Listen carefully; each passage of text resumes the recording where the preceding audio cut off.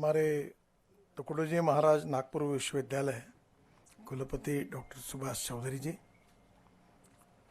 आदरणीय doctor Deepak Kumar Sinha ji, doctor जे राजेश्वर जी, श्री अर्जुन पंडा जी, उपस्थित सभी डिग्निटरीज और भाई और बहनों, आज का यह सेमिनार छत्तीसगढ़, विदर्भ और इस बेसिन के लिए बहुत महत्वपूर्ण है। महत्वपूर्ण इसलिए कि यह काफ़ी मिनरल रिच एरिया है। महाराष्ट्र का 75% मिनरल का क्षेत्र ये विदर्भ में आता है और 80% फॉरेस्ट विदर्भ में आता है। विदर्भ से लगा हुआ छत्तीसगढ़ ये भी समृद्ध और संपन्न बेसिन है और काफ़ी प्रेशियस मेटल्स इस क्षेत्र में अस्तित्व में है। हमारे देश का ये दुर्भाग्य रहा है कि हमारे पास सब कुछ है पर हमारा इंपोर्ट बहुत बड़ा है। हम लोग सब जिंक हो, कॉपर हो, कोयला हो, हमारे देश में होने के बाद भी हम इंपोर्ट करते हैं और इसलिए आत्मनिर्भर भारत बनाने में हमें जब तक मिनरल्स के ऊपर भी हमारी आत्मनिर्भरता जो है वो अगर मजबूत होगी तो देश के विकास के लिए बहुत बड़ा योगदान होगा। स्वाभाविक रूप से पावर सेक्टर जो है, क्योंकि water, power, transport and communication, ये चार बातें जहाँ उपलब्ध होगी वहीं इंडस्ट्री और एग्रीकल्चर में प्रोग्रेस होगा। Water, power, transport and communication नहीं होगा तो इंडस्ट्री नहीं आएगी। इंडस्ट्री नहीं आएगी तो कैपिटल इन्वेस्टमेंट नहीं आएगी। इंडस्ट्री और कैपिटल इन्वेस्टमेंट नहीं आएगी तो एम्प्लॉयमेंट पोटेंशियल नहीं होगा और एम्प्लॉयमेंट पोटेंशियल खड़ा नहीं हुआ तो गरीबी कभी दूर नहीं हो सकती। मुझे इसी सप्ताह में आदरणीय राष्ट्रपति जी को उनके ऑनर में जब वो शपथ लेती है तो प्रोटोकॉल के हिसाब से सभी मंत्रियों को उनको मिलना है, तो उसी के अनुसार मैं एक 2-3 दिन पहले उनके पास मिलने के लिए गया था और करीब 10 मिनट का टाइम था पर मैं पौन घंटा उनसे बात करते रहा, मैं और मेरे राज्य मंत्री डॉक्टर जनरल वी.के. सिंह। बात यही चल रही थी कि जहाँ फॉरेस्ट है वहाँ मिनरल्स है और जहाँ मिनरल फॉरेस्ट है वहाँ आदिवासी है और इसलिए आदिवासियों के जीवन में जो सामाजिक आर्थिक परिवर्तन होना चाहिए वो नहीं हुआ है। इसका कारण जो नीतियाँ हमने बनाई है वो स्वाभाविक रूप से इकोलॉजी एंड इन्वायरमेंट को प्रोटेक्ट करने वाली और रहनी भी चाहिए, क्योंकि ethics, economy, ecology and environment ये 3 इम्पॉर्टेंट पिलर हमारे लिए है। पर एनवायरनमेंट और इकोलॉजी एंड इन्वायरमेंट में भी उसको प्रोटेक्ट करते समय हमें वहाँ के लोग जो रहते हैं उनके जीवन को भी सोचना होगा। मैं एक छोटा सा उदाहरण बताता हूँ कि हमारे गढ़चिरौली डिस्ट्रिक्ट में सुरजागढ़ में आयरन ओर है। जब जमशेदजी टाटा पहली बार आए थे तो वो सुरजागढ़ गए थे और टाटा नगर के बजाय सुरजागढ़ में उन्होंने प्लांट डालने के बारे में तय किया था, पर फॉरेस्ट के कारण फिर वो यहाँ संभव नहीं हो पाया। वो जमशेदपुर जो टाटा रांची उधर जाके गए और स्वाभाविक रूप से आज एक बड़ा प्लांट हमारे यहाँ से चला गया। वहाँ नक्सलिज्म बढ़ गया और नक्सलिज्म के अनेक कारण है पर एक सोशियो इकोनॉमिक प्रॉब्लम भी है और इसलिए अब वहाँ उत्खनन शुरू हुआ आयरन ओर का। तो जिनको काम मिला है उनको मैंने बुलाकर उनको 2-3 बातें आग्रह से कही कि आप यहाँ पॉलिटेक्निक कॉलेज खोलो, इंजीनियरिंग कॉलेज खोलो, ITI खोलो, स्किल डेवलपमेंट खोलो और ड्राइविंग ट्रेनिंग स्कूल खोलो और यहाँ जो भी लड़के आपके काम में लगेंगे वो 90% गढ़चिरौली डिस्ट्रिक्ट के ही होने चाहिए। यहाँ के आदिवासी लड़कों को प्राधान्य दो और बाहर से लड़के आएंगे तो याद रखो आपका प्रोजेक्ट बंद कर देंगे। और उन्होंने ऐसे ही किया। अब करीब 3,500 लड़कों को उन्होंने काम दिया है। आयरन ओर सबसे अच्छे क्वालिटी का है, पर पहला परिणाम हुआ कि नक्सलिज्म में जो लोग गए थे वो वापस आ गए, वो भी वहाँ सर्विस करने लगे और अब बड़े प्रमाण पर प्रॉब्लम सॉल्व हुआ। तो स्वाभाविक रूप से no philosophy can be taught to empty stomach और इसलिए जहाँ जहाँ ये मिनरल्स है उसका वैल्यूएशन होना चाहिए और वैल्यूएशन करने में रिसर्च ऑर्गेनाइजेशन के साथ यूनिवर्सिटी का बहुत बड़ा योगदान है। पर आपस में प्रधानमंत्री जी भी कहते हैं कि हम सब लोग साइलों में सोचते हैं, एक दूसरे से बात भी नहीं करते, बात करते तो कागज पर करते हैं, और ये एक बहुत बड़ी समस्या है। अब हमारे यहाँ ये कोल बेल्ट है और आप इतने मिनरल निकालने वाले हो तो आपको अमोनियम नाइट्रेट लगेगा। अब अमोनियम नाइट्रेट की हालत ऐसी है कि हमारे देश में 80 लाख टन अमोनियम नाइट्रेट लगता है, जिसमें से हमारी कैपेसिटी जो है केवल 25 से 30 लाख टन की थी, बाकी इंपोर्ट करना पड़ता है, उसके भाव आसमान पर चले गए। अब स्वाभाविक रूप से कोल गैसिफिकेशन से मिथेनॉल निकालकर, मिथेनॉल से यूरिया भी निकल सकता है और अमोनियम नाइट्रेट भी निकल सकता है और डीएमई निकल सकता है, जो हमारे एलपीजी में 20% ऑलरेडी डालने की परमिशन है। हमारे यहाँ वेस्टर्न कोल फील्ड है, पर नागपुर यूनिवर्सिटी के जियोलॉजी डिपार्टमेंट का डब्ल्यूसीएल से कोई संबंध नहीं और डब्ल्यूसीएल का इनके साथ कोई संबंध नहीं। अब कोल से अमोनियम नाइट्रेट बन सकता है जो इंपोर्ट सब्स्टिट्यूट है, उसका रिसर्च अगर नागपुर यूनिवर्सिटी करेगी कोल गैसिफिकेशन पर, तो डब्ल्यूसीएल और यूनिवर्सिटी मिलकर बहुत बड़ा काम हो सकता है जो इकोनॉमी के लिए उपयोगी है।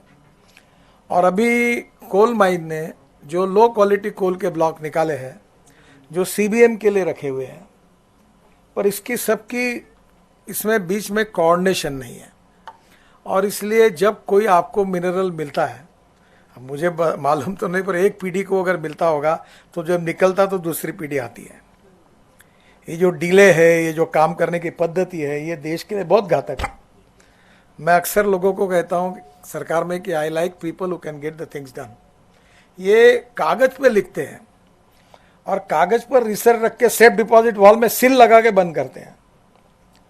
इन्हें लोगों को देने के लिए क्या मालूम है कॉन्फिडेंशियल है, तो पूरा सील लगा के किसी को जानकारी नहीं देना, वेबसाइट पे नहीं डालना, इट्स ए कॉन्फिडेंशियल।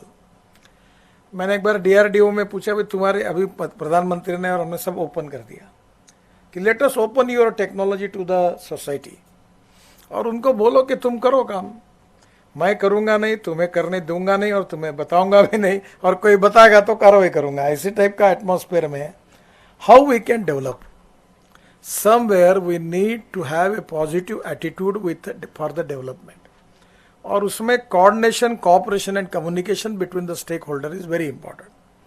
और ये जो आप कुछ कर रहे हैं इसको आप और लॉन्ग टर्म पर complete up to the last point, जैसे हमारे यहाँ वो लास्ट माइल कनेक्टिविटी होती है, वैसे आपकी लास्ट माइल कनेक्टिविटी तक आप प्लान बनाइए। आपका प्लान रिसर्च तक ही है, पर वो इकोनॉमी के लिए वायबल है कि नहीं, क्योंकि proven technology, economic viability, availability of raw material and marketability, चारों बातें जब जुड़ेगी तो सक्सेस स्टोरी बनेगी। और इसलिए आपको सक्सेस स्टोरी तक जो भी एंटरप्रेन्योर है उसको मदद करने का काम जब करेंगे तो मिनरल प्रोडक्शन बढ़ेगा। आज काफ़ी अच्छा विकास हुआ है, काफ़ी रिसर्च ऑर्गेनाइजेशन है, और naturally university, IITs, research institute, इनका भी कंट्रीब्यूशन बहुत ज़्यादा है। अभी हमारे यहाँ इलेक्ट्रिक व्हीकल के लिए मैं बहुत पीछे पड़ा हूँ, और विशेष रूप से मैं डॉक्टर चौधरी जी को रिक्वेस्ट करूँगा कि अभी इतना अच्छा हुआ है कि लिथियम आयन बैटरी पर, कल ही मैंने पार्लियामेंट में जवाब दिया, तो electric bus, electric scooter, electric auto rickshaw, electric two wheeler इतना राइज है कि अब कल ये मुझे जयराम रमेश करके सांसद है, वो बोले नितिन जी मुझे इलेक्ट्रिक कार चाहिए पर मिल नहीं रही टाटा की, क्योंकि 1 साल की वेटिंग लिस्ट है। मैंने तुरंत फ़ोन किया और उनको कार मिला के दी। अब मेरी इलेक्ट्रिक कार है, अब मैं धीरे धीरे सब सांसदों को कहता हूँ सरकार को भी इलेक्ट्रिक कार लाओ। अभी हमने फ्लेक्स इंजन लाया और पेट्रोल के बराबर इथेनॉल के कैलोरिक वैल्यू भी कर दिए है। इथेनॉल 62 रुपये और पेट्रोल तो बहुत महंगा है, इम्पोर्ट होता है।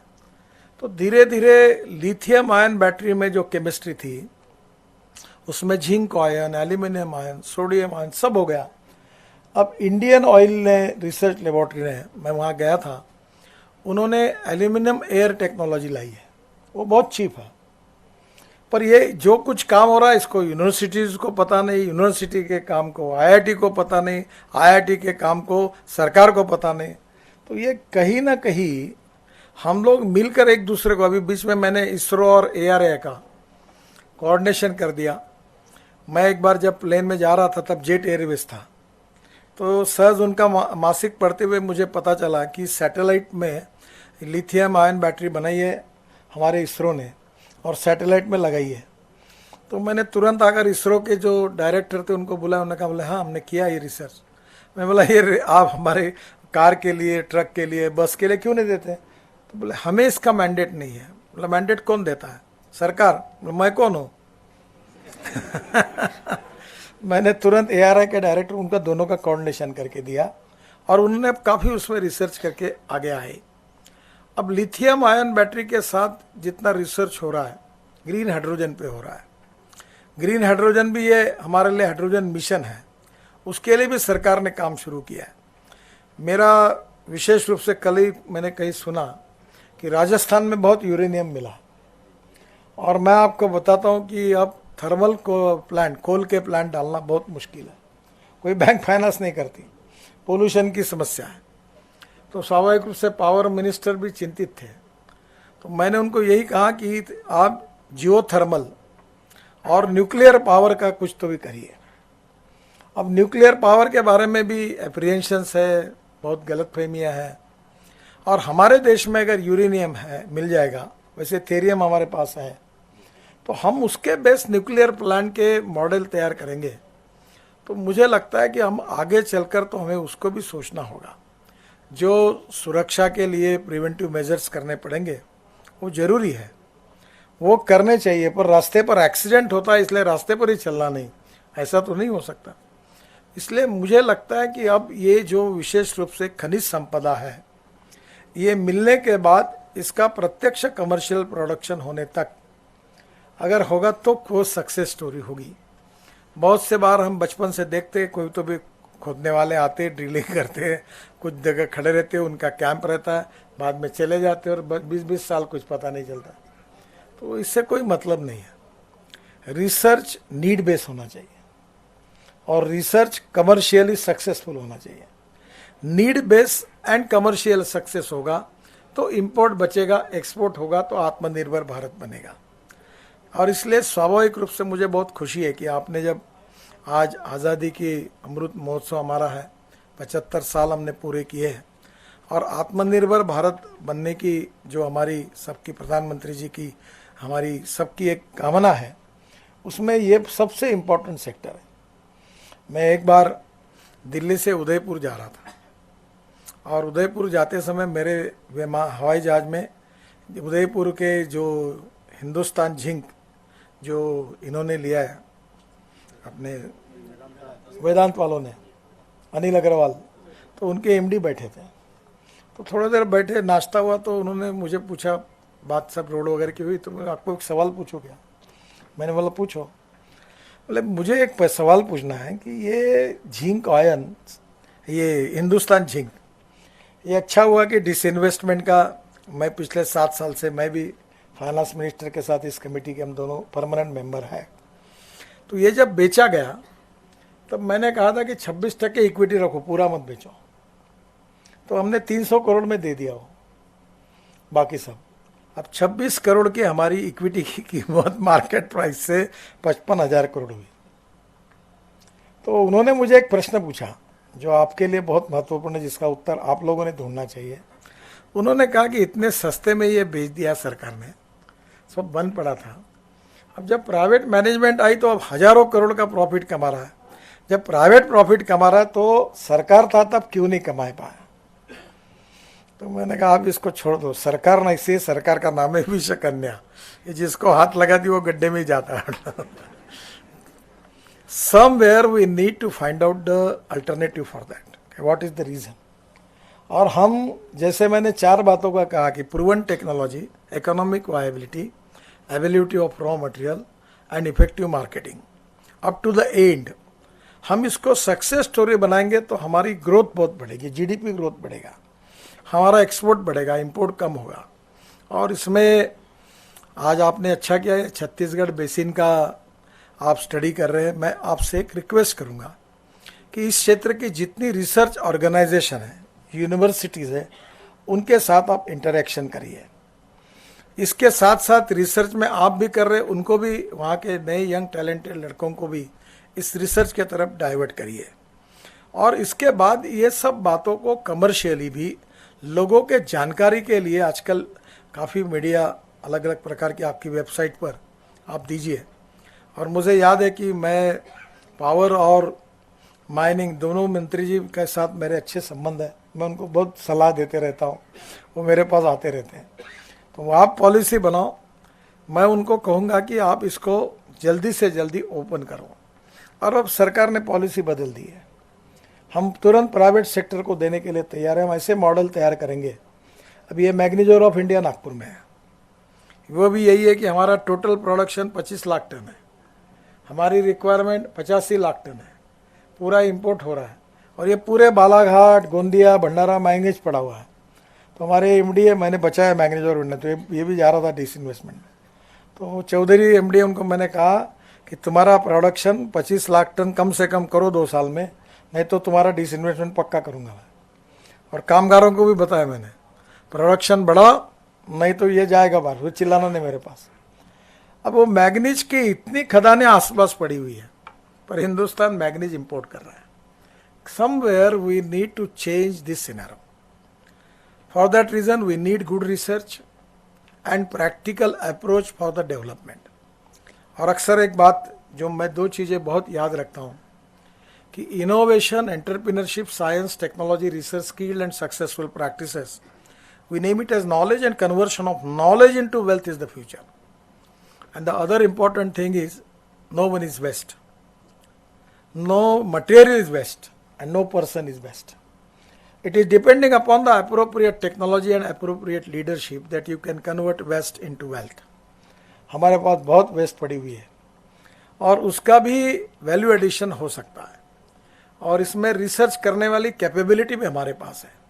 वर्ल्ड में सबसे young talented engineering man power किसी देश में है तो हिंदुस्तान के पास है। But we need to have a appropriate approach for development. इसमें cooperation, coordination and communication between the stakeholder is very important. और इन तीनों बातों में यूनिवर्सिटी का भी सहयोग करिए, उनको भी साथ लेकर चलिए, ताकि यंग जनरेशन जो होगी, रिसर्च ऑर्गेनाइजेशन, IITs, इसका भी उपयोग काफ़ी होगा। अब काफ़ी पेटेंट लोग रजिस्टर कर रहे हैं, तो मुझे लगता है कि आपकी ये कॉन्फ्रेंस का यहाँ तो चर्चा होगी, पर छत्तीसगढ़ बेसिन का जिन डिस्ट्रिक्ट में आपका ये स्टडी है, रिसर्च है, वहाँ की यूनिवर्सिटी तक पहुँचेगा, वहाँ के एंटरप्रेन्योर तक पहुँचेगा, industrial association, chamber of commerce, जो इन्वेस्टर्स हैं उनके तक पहुँचेगा। और उसके कारण इसका वैल्यू एडिशन होगा, एक्सपोर्ट होगा, इंपोर्ट कम होगा, रोजगार मिलेगा, ग्रोथ रेट बढ़ेगा, और वहाँ के स्थानिक लोगों को रोजगार मिलेगा जो सोशली, इकोनॉमिकली, एजुकेशनली बैकवर्ड है। इसमें अड़चने हैं, कभी कभी eccentric approach for ecology and environment, ये भी प्रॉब्लमेटिक होता है। पर अब बैठे हैं हम लोग, हम दिल्ली में काफ़ी बातों के बारे में, नया बिल भी आने वाला है अभी, कि हमें इकोलॉजी एंड इन्वायरमेंट भी चाहिए और डेवलपमेंट भी चाहिए। हम इकोलॉजी एंड इन्वायरमेंट चाहिए इसलिए डेवलपमेंट बंद करो, ऐसा भी नहीं, और डेवलपमेंट करना है इसलिए पूरे पेड़ तोड़ डालो, ऐसा भी नहीं। We need a integrated, very very balance approach for the development, क्योंकि दोनों बातें इंपॉर्टेंट हैं। और निश्चित रूप से सरकार ने अपने नीतियों को भी बनाते समय इन बातों का विचार किया है। मैं बहुत बहुत आपको धन्यवाद देता हूँ, डॉक्टर दीपक कुमार सिन्हा जी को, और विशेष रूप से सभी ऑर्गेनाइजेशन को कि कार्यक्रम नागपुर में हो रहा है। आज मैं कल रात को आने वाला था, पर मुझे कल मीटिंग देरी हुई। कल मेरे घर पर 2 चीफ मिनिस्टर आए थे, उनकी मीटिंग हुई, तो हवाई जहाज नहीं मिला, तो मुझे आज सुबह ही आना पड़ा, तो थोड़ा देरी हुई, इसलिए आपसे क्षमा मांगता हूँ। फिर से एक बार इस कॉन्फ्रेंस के फ्रूट्स अच्छे आएंगे और इस बेसिन के विकास के लिए, भविष्य के लिए वो बहुत उपयोगी होगी, इस विश्वास के साथ मैं अपनी बात को समाप्त करता हूँ। धन्यवाद।